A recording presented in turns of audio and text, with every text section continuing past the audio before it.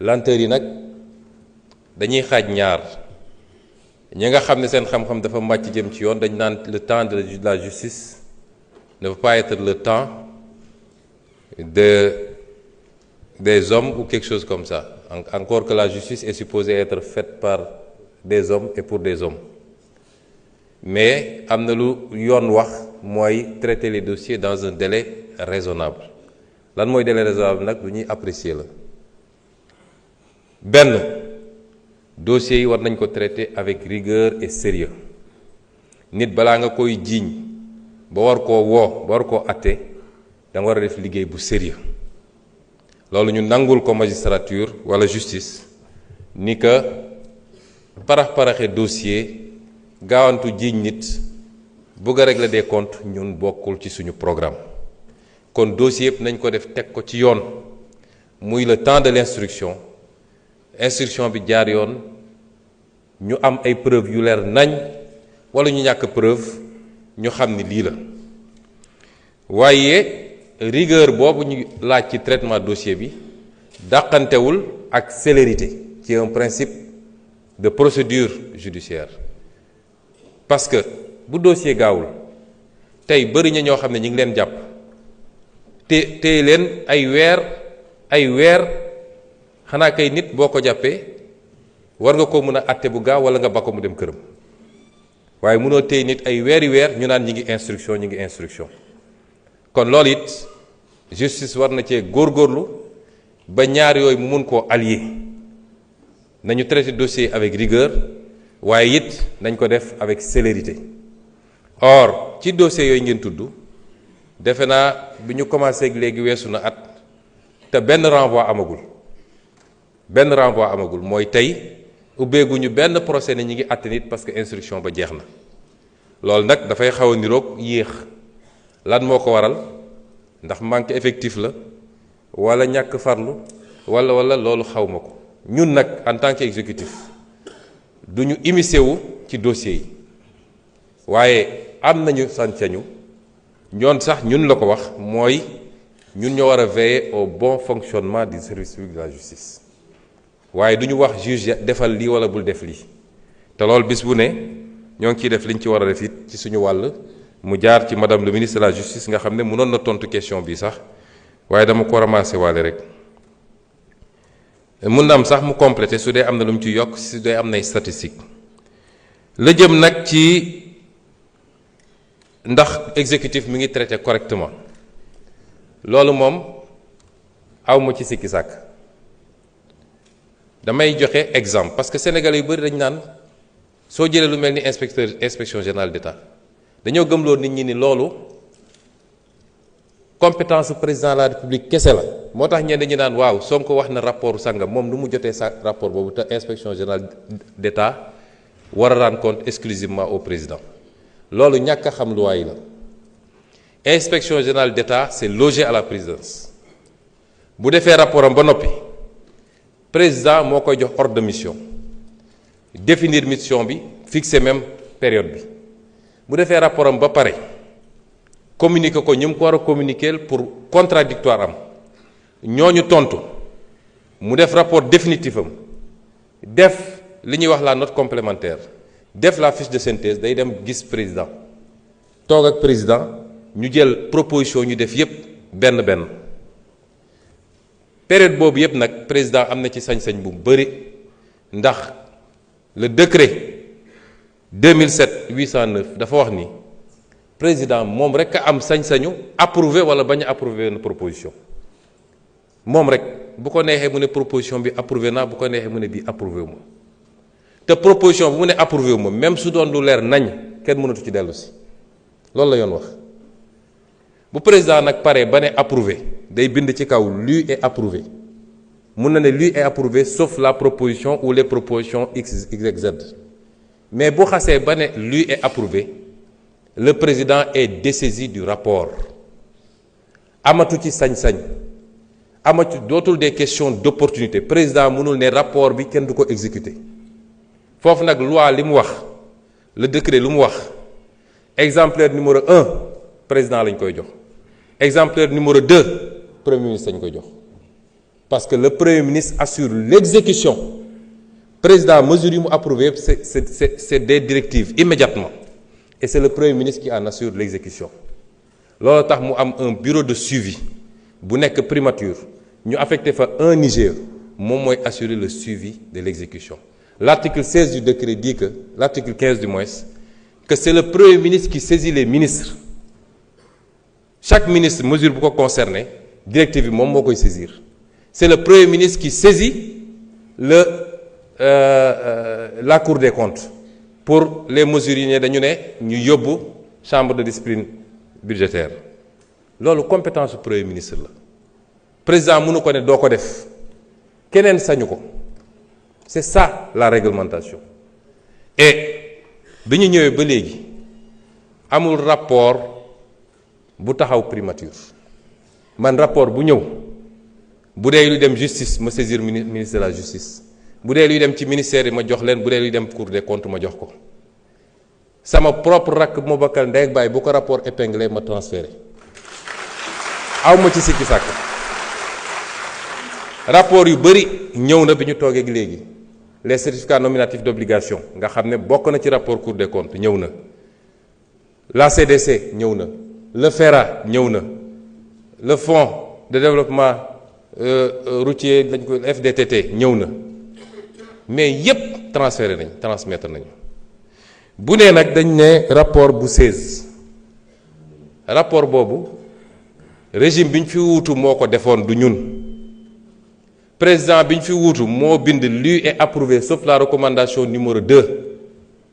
mooy li inspection générale d'État ne statut honorariat bi am foofu président d'honneur bi fa nekk ànd ak ay avantages nañ ko supprimer boobu rek la président ne approuvé wu ma ko yeneen yi ca des yépp président da ko approuvé.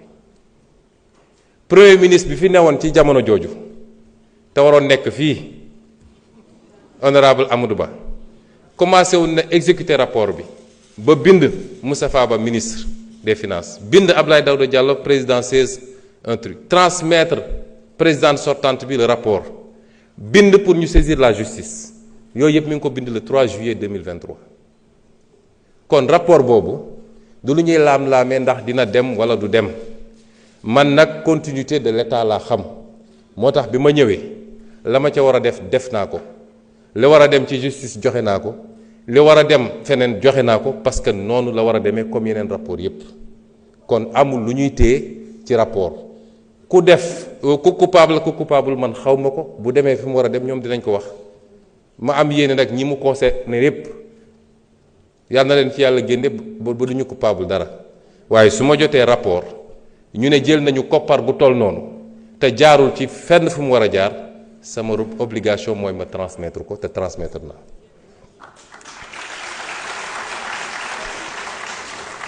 li jëm ci renégociation yi nag moom lu am solo la it ndax ñun dañ ko yàgg a wax ni niñ doon gérer suñuy ressources baaxul ak niñ ko pasare bi ñu commencé renégociation léegi su ma jëlee li jëm ci infrastructure yi rek niveau de surfacturation bu ñu découvrir en moyenne c'est 17% bu ñu defee moyenne bi ma def lu benn calcul bu ndaw boo jëlee montant total commande publique sur les infrastructures bu 2023 muy 1859 milliards bu 2024 di 1354 milliards bu doon da nga appliquer systématiquement la surfacturation dama bëgg sénégalais yi xam ni le combat pour la bonne gouvernance et la transparence c'est le b.a.-ba du développement parce que su ñu nee budget bi 6 000 milliards la ñu ne investissement yi 2 000 milliards la wala 1 000 milliards imaginez en moyenne 17% yoo xam ne ay surfacturation la te corruption ñëwagul boo ko jëlee ci 2023 rek c'est 316 milliards nga jël ko ci 2024 muy 230 milliards ñaari année yi rek mat na 546 milliards boo ko doon def projection te loolu benn rek la waxuma la les fraudes sur les exonérations waxuma la mais li xew ci réew mi su ko nit ñi xamoon man gëm naa ni minimum 40% du budget est détourné de son objectif dem ci ay poches nit. Donc le premier combat qu'il faut gagner c'est le combat de la bonne gouvernance ñu dugg ci nag sori ci may féliciter le comité bi ci liggéey am ci ay résultats yoo xam ne dinañ ci def point de presse spécialement ci li ñu renégocier lu ci bëri nag ñañ ko seqal d'accord nañu ni lii surfacturation la ba su am na ci ay yoo xam ne dañ koy delloosiwaat ci biir marché bi en quantité wala en qualité loo xam dañ ko ciy dugal mun naa jël ci wàllu éducation nationale benn marché rek am nañ ci 2000 classes de plus mun nañ ko jël ci wàllu enseignement supérieur léegi le ministre des infrastructures mi ngi may jox un certain nombre de choses yooyu dafa bëri nga jël le domaine des ressources naturelles loolu ñoo ko yàgg a wax te ñu ngi koy def commencé nañu ci cimenterie yi lañ ci gis doy na waar te waxtaan nañu ak ñoom ba kenn ku nekk bi ñu la exposé li ñu gis ba pare base renégociation yi mooy dina am loo xam ne tey ci li ñu jàpp ni manque à gagner la foog nga dugal ko ci budget état dina am loo xam ne da ngay nangu ñu aligner la tout de suite ci droit commun bi nga xam ne dootoo am exonération loolu rek c'est 300 milliards de gagnés par année loolu rek nga jël lu jëm ci wàllu phosphate bi noonu la demee ci mbirum ICS nga xam ne lañ fa gis jéggi na dayoo recevoir nañ leen fan yi ba tegal leen ne leen lii ak lii la ñu gis te faw rek ñu doxalee ko nii noonu la amee ci yeneen secteurs yépp yi ñuy renégocier le domaine de la santé les marchés des hôpitaux le domaine nu mu tudd des infrastructures universitaires wax naa ko léegi liggéey boobu ñu ngi koy wéyal te yàlla may nañu ci pour le moment ñu am ci loo xam ne kawe na suñ jot wax nga léegi ba tudd nag rapport Petro-Tim loolu combat bu yàgg la su ngeen fàttali ko bindoon naa ci ab téere wax ji bëri woon na biñ ñëwee président ci boppam moom a njëkk a wax ni il faut ñu bind pour ñu ubbiwaat parce que dafa am ñaari procédure yu ci amoon ba ca njëkk gendarmerie la amoon ñu saisir ko ne rapport IGE bi fuité woon te ñu mujj koo réeral nañu def enquête ñaareel bi mooy bi reportage BBC amee coow li bëri ñu ne dossier bi mu am ñu déposer plainte contre X juge d'instruction jël dossier bi confier ko DIC boobu bu ngeen fàttali ko dafa aboutiroon à un non-lieu sous réserve de découverte d'éléments nouveaux biñ ñëwee nag ñu am yeneen information président ne dañu bind pour ñu reprendre dossier bi ma saisir ministre de la justice mu saisir procureur général mu saisir procureur ba ñu lancer dossier boobu ci diggante bi nag yàlla mi dara teewul may nañu dox ba rapport bi réeroon te loolu lu garaaw la ndax rapport entier ñu seyal ko rocci ko ci tout le circuit de l'IGE rapport boobu yàlla tegaat na ko suñu loxo te rapport boobu li mu wax ak li mu feeñal dafa garaaw moo tax base de travail la amaana dinañu saisir assemblée nationale mu ubbi ci commission d'enquête parlementaire amaana mun nañ ko delloo juge d'instruction procureur mu saisir juge d'instruction pour ñu réouvrir le dossier amaana waaye ak lu ci mun ci am base bu am solo la pour ñu mën a toog waxtaan parce que ki fi nekkoon président ba muy signer décret bi ci seen régime yéen monsieur Thioye la ñu defoon contrat bi ñu toogee ñu saisir IGE ki fi newoon saisir ko ne ko y a corruption sur la base de la dénonciation de Tullow Oil IGE commencé liggéey bi ci diggante bi xam ngeen li ci xew yépp ba mu wëlbatiku gaaw signer décret bi sur une base illégale te décret boobu ci rapport Cour des comptes dañu ne nañu rapporter direct décret bi. Vous avez encore 3 minutes. C'est bon. Merci.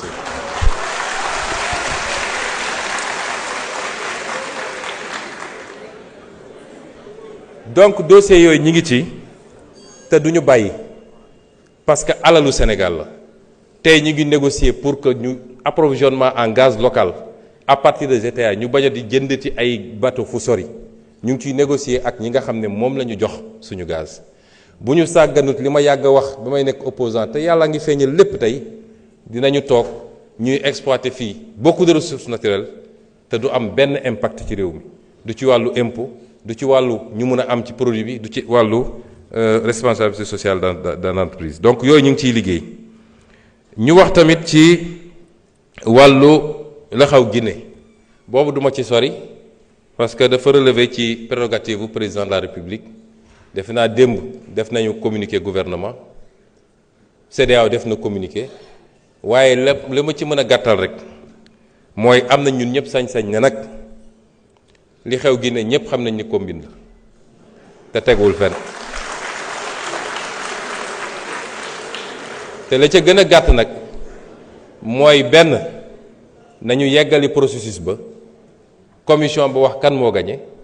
ñaar ña ñu jàpp rawatina Domingos Pereira nga xam ne du woon sax candidat ñu jàpp ko ba xañ ko ay médicaments am nañ ko bàyyi te delloo ko ay médicaments am loolu moom du ma ci sori la ca des nag mbirum CEDEAO ak ñoom seen sama xalaat li ma ci xalaat xam ngeen ko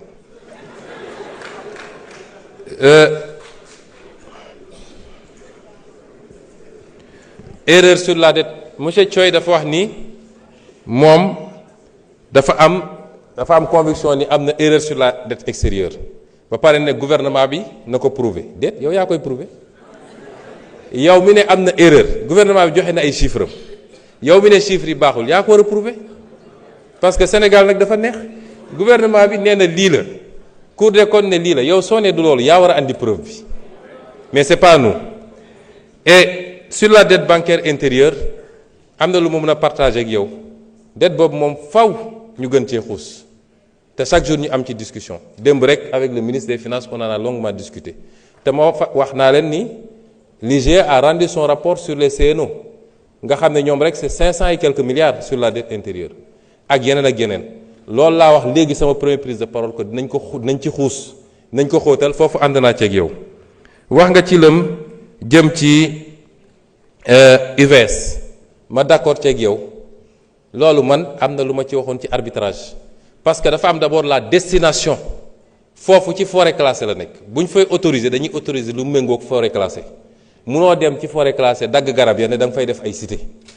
Eaux et Forêts bi muy joxe autorisation ki mu ko jox parce que da doon bay di samp ay garab mu xam ne lii dëppoo na mu jox ko te am na it ay éléments yu ñu ci am yoo xam ne amaana am na erreur sax ci jugement bi parce que les deux sites ne semblent pas être les mêmes et c'est pourquoi moi j'ai dit ki nga xam ne ma nga fa di bay dinaa dellu si ces deux dernières questions yi sama prochaine prise de parole incha allah